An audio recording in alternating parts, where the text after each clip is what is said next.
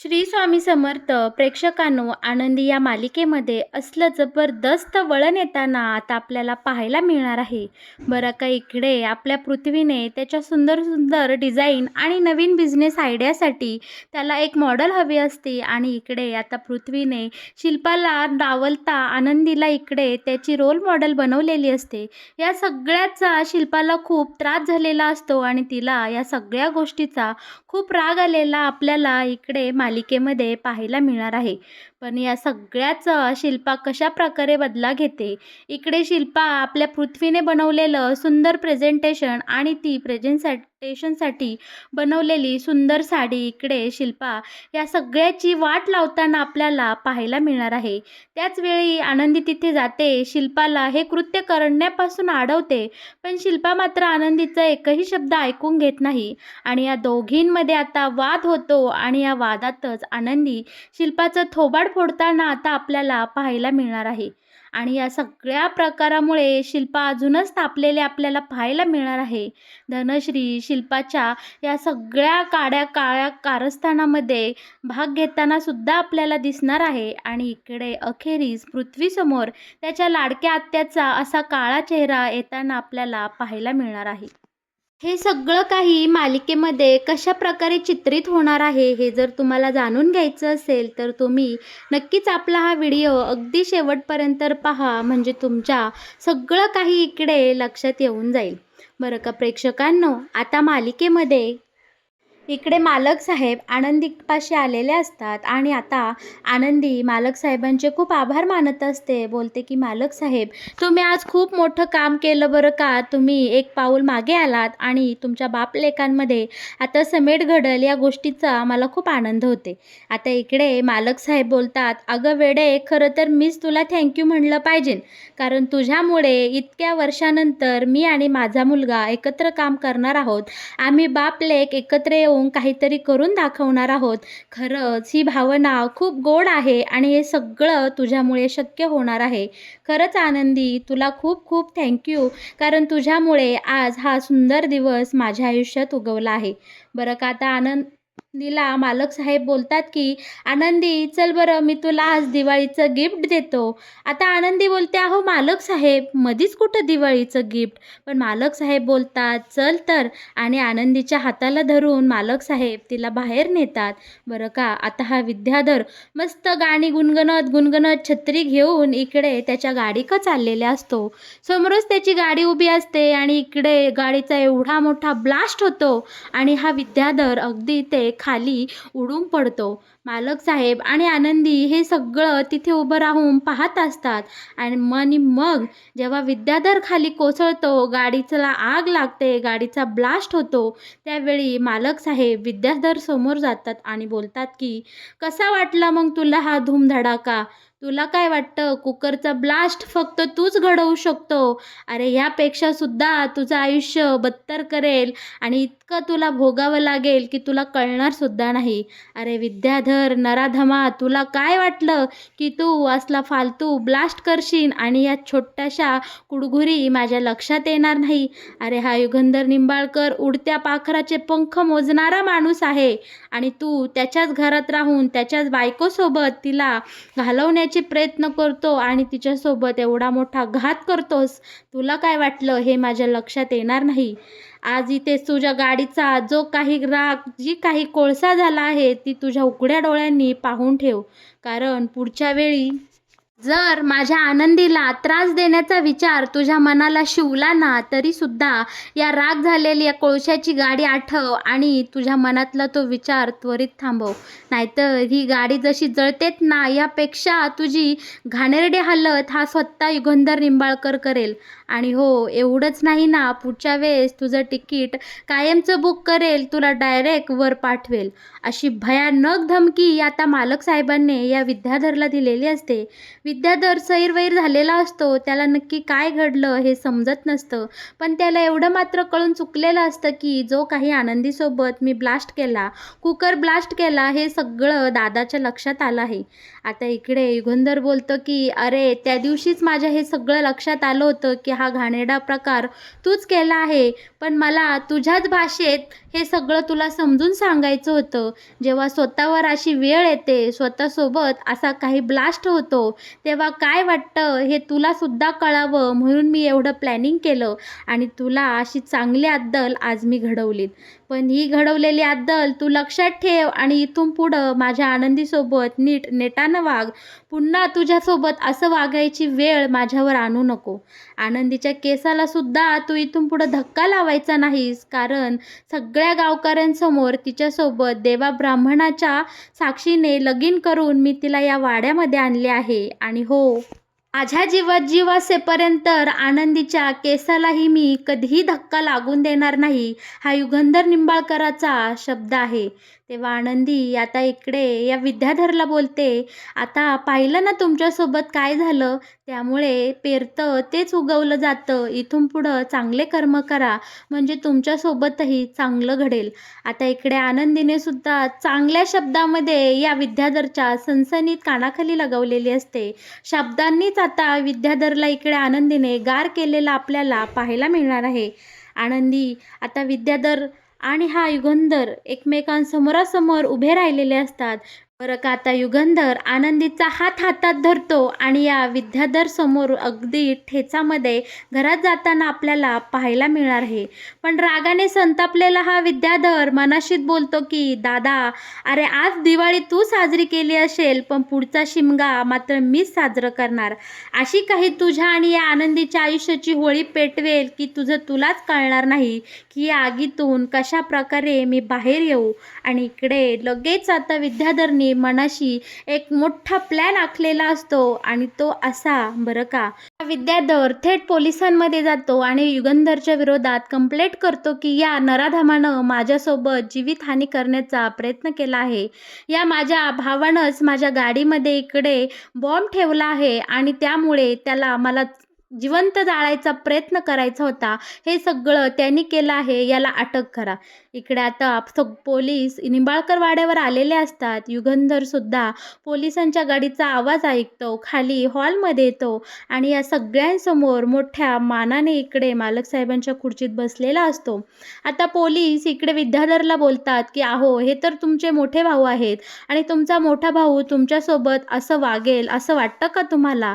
आता लगेच इकडे हा विद्याधर भोळ्यापणाचा आव आणून कांगावा करत बोलतो, हा कसला मोठा भाऊ, हा तर माझा वैरी हाय. ह्यानी तर मला गाडण्याचा जिवंत जाळण्याचा प्रयत्न केला आहे. ह्यानीच माझ्या गाडीमध्ये बॉम्ब ठेवला आणि मला जिवंत जाळण्याचा प्रयत्न केला आहे. आता धनश्री, ताईसाहेब आणि माई बापू सगळे म्हणतात, अरे विद्याधर काय बोलतो तू, युगंधर असं करणार नाही. तुला तर माहिती आहे युगंधर किती चांगला माणूस आहे. ते पण इकडे हा विद्याधर कोणाचंही काहीही ऐकून घ्यायच्या मनस्थितीत नसतो. इकडे विद्याधरने खूप कांगावा केलेला असतो, पोलीस बोलवलेले असतात, पण मालक साहेब अजिबात एक शब्दानंही याला काहीही बोलत नसतात. पहिलं तर सगळं काही या विद्याधरला बोलून देतात आणि मग उठतात आणि बोलतात, विद्याधर, मी तुझ्यासोबत हा सगळा प्लॅन केला किंवा मी तुझ्या गाडीमध्ये बॉम्ब ठेवला किंवा मीच तुझ्यासोबत हा ब्लास्ट घडवून आणला, या सगळ्याचा काही पुरावा आहे का? तेव्हा विद्याधर बोलतो, पुरावा कशाला पाहिजे, अरे मी स्वतः तिथं होतो ना, माझ्या कानाने ऐकलंय, दादानी मला सगळं काही त्याच्या तोंडाने सांगितलंय की मी त्याच्या गाडीमध्ये बॉम्ब ठेवला आणि मीच तुला उडवलं. आता इकडे विद्याधर कांगावा करत असतो, पण पुरावा अभावे इकडे विद्याधरचं काहीही चालत नाही आणि मालक साहेब मोठ्या टेचातून या सगळ्या प्रकरणातून आता बाहेर पडलेले असतात. पोलीसही आता विद्याधरला सक्त ताकीद देतात की मालक साहेबांविरुद्ध जर काही ठोस पुरावा असेल तरच आम्ही ॲक्शन घेऊ शकतो, नाहीतर यात आम्ही काहीही करू शकत नाही. आता मालक साहेब विद्याधर समोर जातात आणि बोलतात, ज्या दिवशी तू पुरावा घेऊन येशील त्या दिवशी हा स्वतः युगंधर निंबाळकर स्वतः माझ्या पायाने चालत जाऊन पोलिसांच्या गाडीत बसेल आणि मी पोलिसांच्या हवाली स्वतःला करेल. तोपर्यंत मात्र तू एक शब्दानंही माझ्यासोबत बोलायचं नाही किंवा माझ्यावर कसलेही आरोप करायचे नाही. आता इकडे उलट विद्याधरच शांत झालेला असतो आणि यावर युगंधर बोलतो की हे बघ, मी तुझ्यावर आता असा काही दावा ठोकेल, 360 काय अनेक कलम लावीन आणि तुला कायमची तुझी रवानगी जेलमध्ये करेल. आता इकडे विद्याधरला कळून चुकलेलं असतं. आनंदीसोबत जो काही ब्लास्ट केला या सगळ्याचे पुरावे दादा का आहे, त्यामुळे आता शहाणपणा दाखवत हा विद्याधर या सगळ्या प्रकरणातून माघार घेतो. पोलीस त्यांच्या त्यांच्या कामाला जातात आणि घरातलं वातावरण आता सुरळीत झालेलं आपल्याला पाहायला मिळणार आहे. आता इकडे आरती आलेली असते, कारण आपल्या ह्या पृथ्वीच्या प्रेझेंटेशनसाठी डिझायनर म्हणून आरतीला इकडे शिर्केंनी सिलेक्ट केलेलं असतं. शिर्केंनी आरतीला बजावून सांगितलेलं असतं की पृथ्वी सरांना, छोट्या मालकांना कामामध्ये जी काही मदत लागेल ती सगळी आरती तू करणार आहे. बरं का, आता आरती आनंदीसोबत गप्पा मारते आणि इकडे पृथ्वीच्या खोलीमध्ये कामाच्या निमित्ताने गेलेली असते. पण आरती आणि या पृथ्वीचा मात्र 36चा आकडा असतो. दोघांचेही विचार अजिबात जुळत नसतात. आरती तिच्या कामातला बेस्ट परफॉर्मन्स इकडे पृथ्वीला देत असते, पण पृथ्वीला मात्र आरतीची एकही डिझाईन आवडत नसते. आता या गोष्टीवरून दोघांचंही भांडण पेटतं आणि नेमकी त्यावेळी तिथे आनंदी येते आणि बोलते, अरे गप्प बसा रे दोघंही, काय लहान मुलांसारखं भांडता. आता इकडे आरती पृथ्वीला मात्र अरे तुरे करून बोलत असते. तर आनंदी बोलते, अगं आरती ताई, आपले छोटे मालक आहेत ते, आदबीने बोल. तेव्हा आता इकडे पृथ्वी बोलतो, अगं आनंदी, तुझ्या या बहिणीला काहीच चांगलं येत नाही, तिला माझ्या मनासारखी एकही डिझाईन करता येत नाही. तेव्हा आता आरती बोलते, अगं आनंदी, ह्याला मला जमेल तेवढ्या सगळ्या चांगल्या डिझाईन मी बनवून दिल्या, पण याला नक्की काय हवं आहे हे याचं ह्यालाच माहीत नाही आणि हा मला बोलतो की तुला डिझाईन येत नाही. तेव्हा आनंदी आता या दोघांची मध्यस्थी करत बोलते, तुम्ही दोघंही तुमच्या कामांमध्ये बेस्ट आहात. पण इकडे आता पृथ्वीला आनंदी समजावून सांगते की पृथ्वी, अहो आपली ही आरतीताई आहे ना, ही आपल्या फॅक्टरीची सगळ्यात बेस्ट डिझायनर आहे आणि पृथ्वी, तुझंही खूप छान प्रोजेक्ट आहे. तुम्ही दोघे तुमच्या दोघातलाही इगो बाजूला ठेवा आणि टीम म्हणून एकत्र काम करा.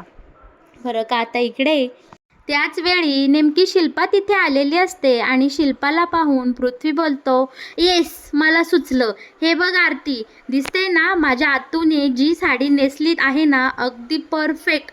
मला असंच डिझाईन हवं आहे. आरती पृथ्वी आत्याला चारी बाजूनी फिरून दाखवायला सांगतो आणि आत्याचं निरीक्षण करत बोलतो की येस, मला हाच नवीन लूक किंवा हेच नवे पण मला आपल्या प्रोजेक्टमध्ये हवं आहे.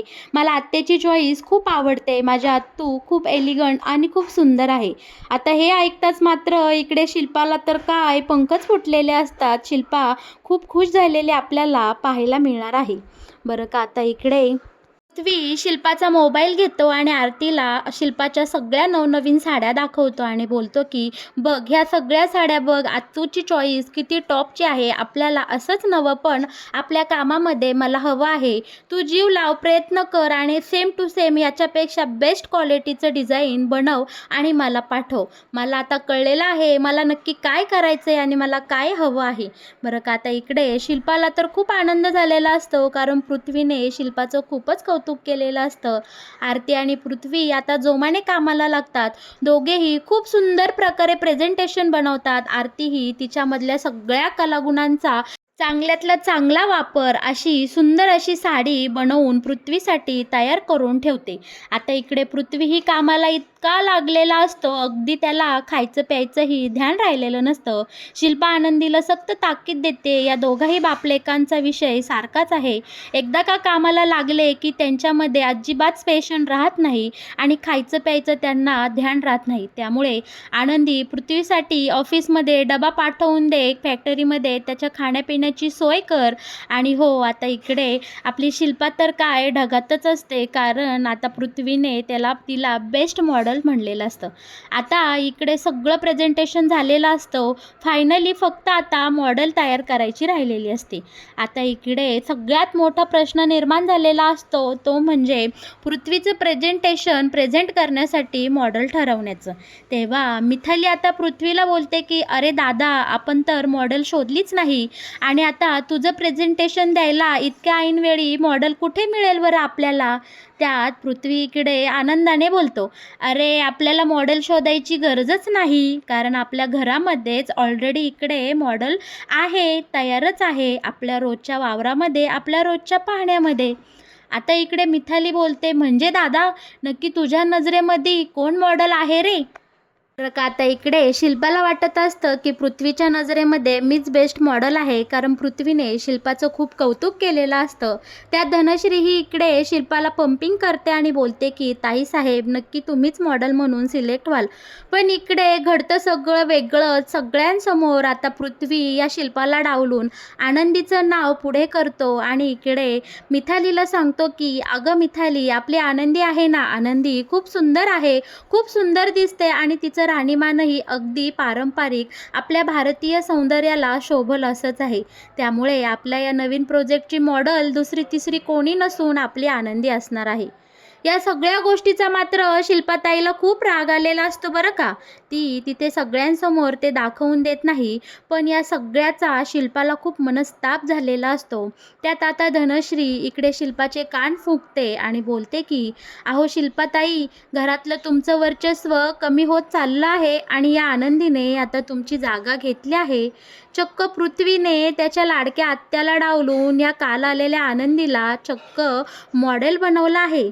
बघा बरं का, आता इकडे शिल्पाचं डोकं अजूनच बिथरलेलं असतं आणि रागाच्या भरात ती कसलाही विचार करत नाही, कसलाही मागचा पुढचा विचार न करता डायरेक्ट या पृथ्वीने जे काही प्रेझेंटेशन बनवलेलं असतं आणि या आरतीने जी काही सुंदर साडी तयार केलेली असते, या सगळ्याची वाट लावायचा आता प्रयत्न शिल्पा करताना आपल्याला पाहायला मिळणार आहे.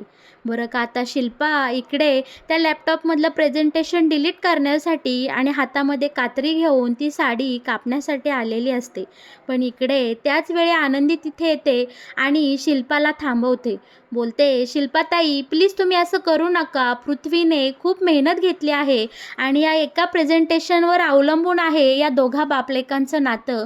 या दोघांमध्ये खूप वर्षानंतर समेट घडून येतोय आणि तुम्ही तुमच्या अहंकारामुळे किंवा तुमच्या झालेल्या अपमानाचा बदला अशा पद्धतीने घेऊ नका. पण इकडे ही शिल्पा आनंदीचं ऐकायला तयारच नसते. अहंकारामध्ये शिल्पा एवढी आंधळी झालेली असते की ती पृथ्वीच्या आयुष्याची वाट लावायला तयार झालेली असते. पण आता इथे आनंदी येते, शिल्पाला थांबवते. पण या दोघींमध्ये आता शिल्पा काही आनंदीचं ऐकत नाही आणि रागाच्या भरात आनंदी शिल्पाच्या थेट कानाखाली लगावून देताना आपल्याला पाहायला मिळणार आहे. आणि हा सगळा प्रकार पृथ्वीसमोरच घडत असतो. पृथ्वीला आता त्याच्या आत्याचा खरा चेहरा इकडे कळणार आहे आणि पृथ्वीसमोर आता शिल्पाचं हे काळं मनसुद्धा बाहेर येताना आपल्याला पाहायला मिळणार आहे.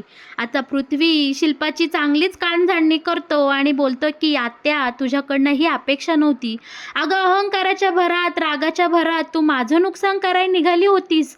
अगं आत्या, आईच्या नंतर आम्ही तुलाच मान दिला आणि तू माझ्यासोबत असं वागणार होतीस. बरं का, आता प्रेक्षकांनो, या मालिकेमध्ये पुढं काय घडणार आणि आनंदी या मालिकेमध्ये पुढे कोणतं वळण येणार हे जर तुम्हाला सगळ्यात आधी जाणून घ्यायचं असेल तर तुम्ही आपल्या या चॅनलला नक्की सबस्क्राईब करा आणि हो, आपल्या व्हिडिओला लाईक केल्याशिवाय अजिबात कुठे जाऊ नका. आता शिल्पाचा तर खरा चेहरा पृथ्वीसमोर आलेला आहे आणि आनंदीने सुद्धा पृथ्वीचं प्रेझेंटेशन वाचवलेलं आपल्याला आता मालिकेत येणाऱ्या काही भागांमध्ये पाहायला मिळणार आहे. धन्यवाद.